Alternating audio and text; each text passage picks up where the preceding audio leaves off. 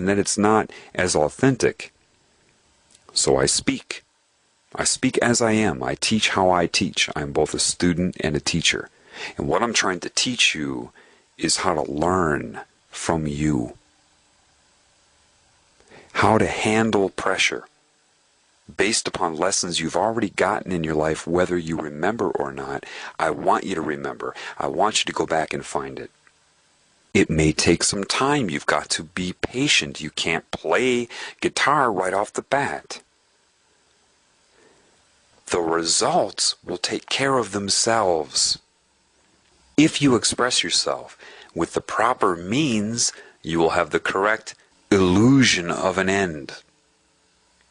Do you understand that?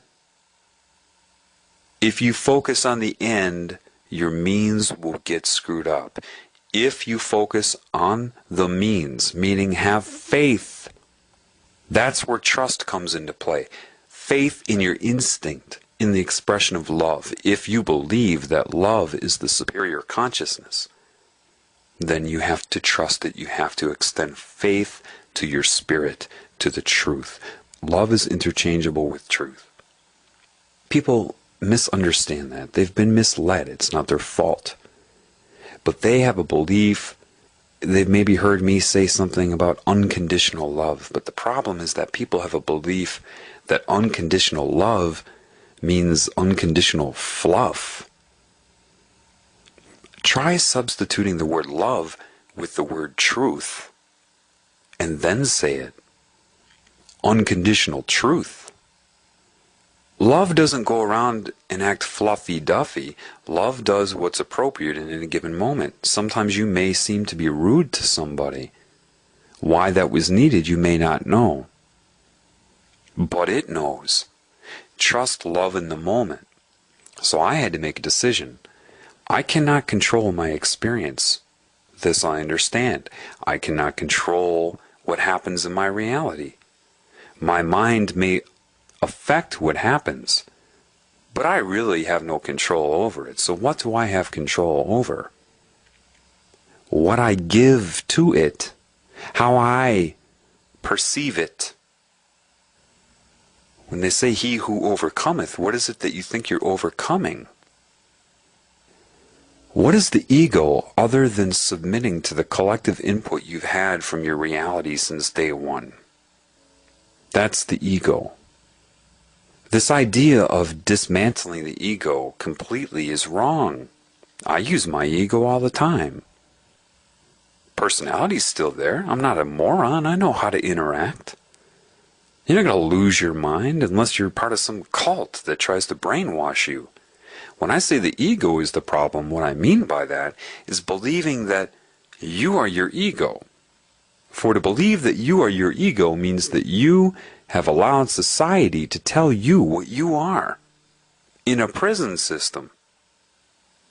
And that's wrong. Your objective is for you to tell society yourself what you are, regardless of its input. That is what honesty is.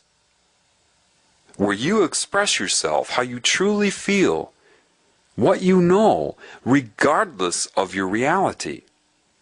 You are not where you are. You are not what you experience. You are the experiencer.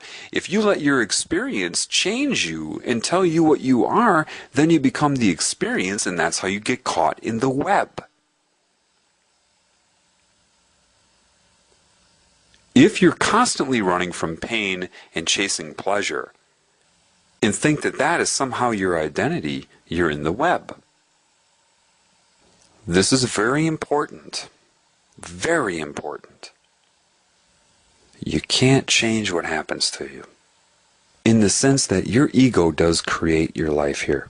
Through the law of karma and a law of attraction, which is an imposition on you, by the way. It's an imposition. It's wrong. Stop watching The Secret. It's wrong. Anything you want to manifest out of the ego is just an accident waiting to happen. It's only a matter of time before you impose upon another's will, and they know that. When you manifest out of love, love takes priority. It will manifest correctly whether you understand it or not. So your mind creates your reality. So if you're just mind ignoring input from spirit, you can potentially create very bad things. If you submit to the truth, which is what it comes down to, people, it's not falling on your knees and worshiping as some enslaved servant. Serving God? What? You don't serve God. You wouldn't be without God. Serve God? What? You wouldn't be without it. Women, do you have a child? Do you go through the whole process and give birth so you have your child worship you? Is that your motive? Do you make your child contract to worship you and bow down 5 times a day to you? You know, here's a good example of what I want to invoke in you with your understanding of why patience is a virtue. Now, I'd taken just a 10-minute break to go do something. I went driving and I came back. Now, in that 10-minute period, to tell you what went through my mind in 5 of those 10 minutes would take me about 3 hours of linear language, of linear speech. This is crucial, and this is why patience is needed. What happens? Well, if all of that comes into your mind, you get overwhelmed, right? Because you see things broader. And compared to how you can speak it, it's overwhelming. It's kind of like if I had an Adobe ebook that you read with an Acrobat Reader, and say it's a 20,000 page book. Now I have a memory stick and I can just plug that into your hard drive, copy and paste it onto your hard drive. Once that's done, you have the information. It took a few seconds to transfer it, and now you have 20,000 pages of information. But if you don't have a CD or DVD burner, you don't have an internet connection, and you don't have a memory stick or a floppy disk or anything like that, you have no way of transferring that information other than reading it word for word to somebody else or having them read it. The method in which you will acquire information when you extract meaning from your own life, and as you get better and better, your brain gets more efficient with it. The method in which you do that is not the same method in which you have to use to communicate that information. People get locked up. They're overwhelmed. They end up criticizing you because of their own anxiety. It's not that they don't want to tell you. I bet there are people that are part of these secret societies, like I said before, they're like, that's it, I want to tell them. And they suffer consequences if they try to do that. And if you roll your eyes at them, or they get overwhelmed because you don't want to listen to the whole thing because you believe you know, that makes them hate you even more. These people, a government agent doesn't have time to extend patience. It's not that they wouldn't want to tell the world. I bet there are a lot that do. I bet there are. But they wouldn't know where to begin. And could they extend the patience over time, knowing that they would be interfered with in ways that you don't know and they do know?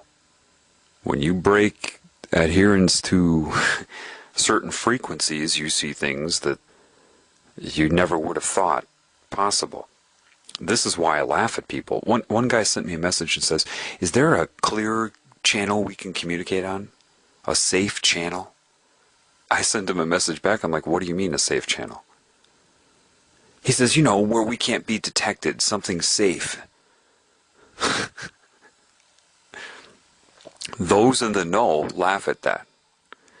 Those who think they're in the know but aren't in the know have no idea why we're laughing. You won't understand this in the way that it is, but I will tell you this. There is no private communication. Some of you are thinking technology